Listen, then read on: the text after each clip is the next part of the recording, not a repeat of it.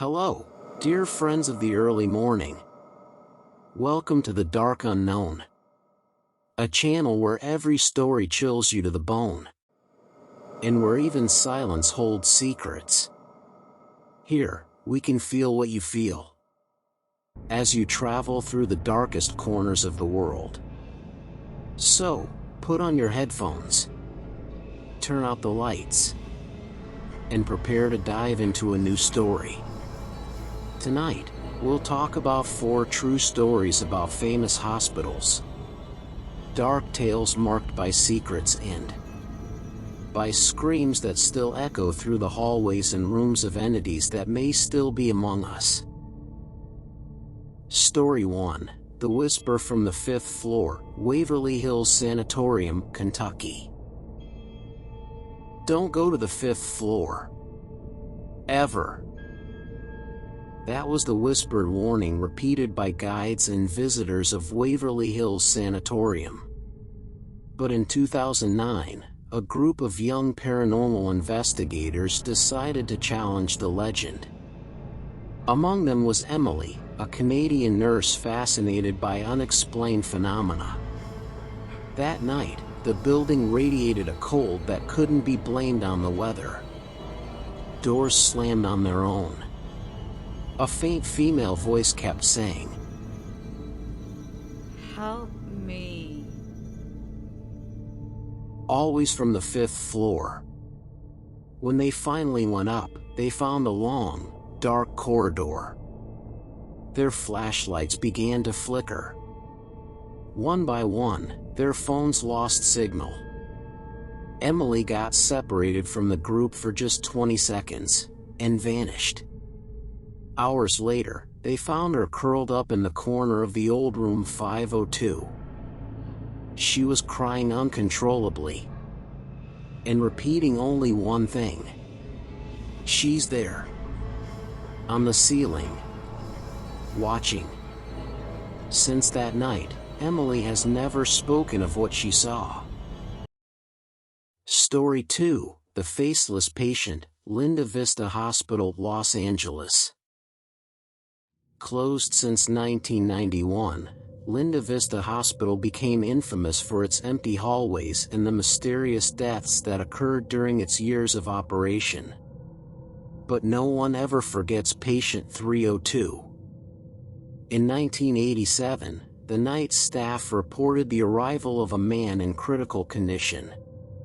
His body was covered in bruises, and part of his face had been torn away, as if it had been ripped off.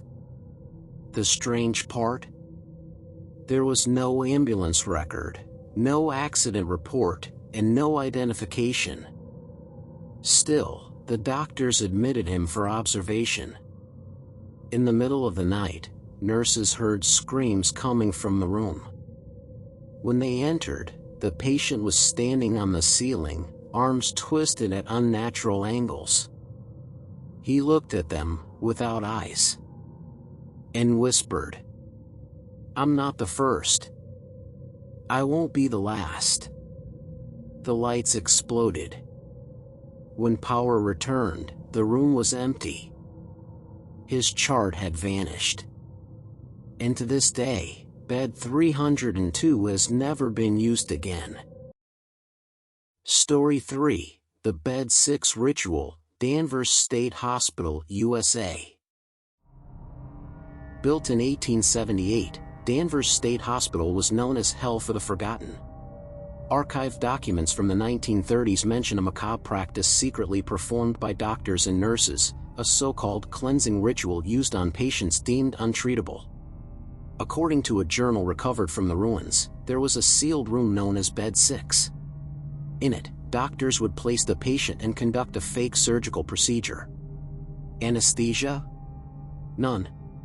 The goal was to force the evil out through extreme pain. During the ritual, the doors were locked and the room was surrounded by mirrors, so, as they claimed, the soul could watch itself leave. The last known patient was a man named Jonas, admitted after he tore out his own eyes. During the ritual, all the mirrors cracked simultaneously, and the entire medical team was found dead, with their skin turned inside out, as if something had exploded from within. Bed 6 was sealed with concrete. But urban explorers claim that if you enter the ruins carrying small mirrors, they fog up on their own. And sometimes, reflect faces that aren't yours. Story 4. The Man with the Black Syringe, abandoned Matarazzo Hospital, Brazil. Official records say the Matarazzo Hospital closed in 1993. But some missing documents suggest that in 2001, a group of homeless people began taking shelter in the lower levels, especially in the basement, where the morgue used to be. One of them, a man named Vicente, survived to tell the story. He claimed that at night, a very tall man with gray skin and a filthy lab coat would descend the stairs, pushing a rusty metal cart filled with old syringes, all containing a thick, black liquid. Those who slept too close to the old elevator would wake up with needle marks on their arms. Others never woke up at all. Their bodies were found with melted eyes and missing teeth, as if they had twisted in agony during their final moments. Vicente escaped. But to this day, he swears there's a scar on his arm shaped like a needle. And he says that on rainy nights, he can still hear the squeak of that metal cart, coming closer to his window. And so, my dear friends of the early morning, we reach the end of another descent into darkness. Stories that leave scars on the mind. And question marks on the soul. Was it just imagination? Or something more? As you try to sleep tonight, know that we are already preparing our next encounter. With new mysteries, new whispers, and perhaps, new truths.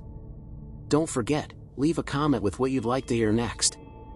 Like, share, and turn on the notification bell. Because here, in the dark unknown, terror never sleeps. And perhaps, neither do you.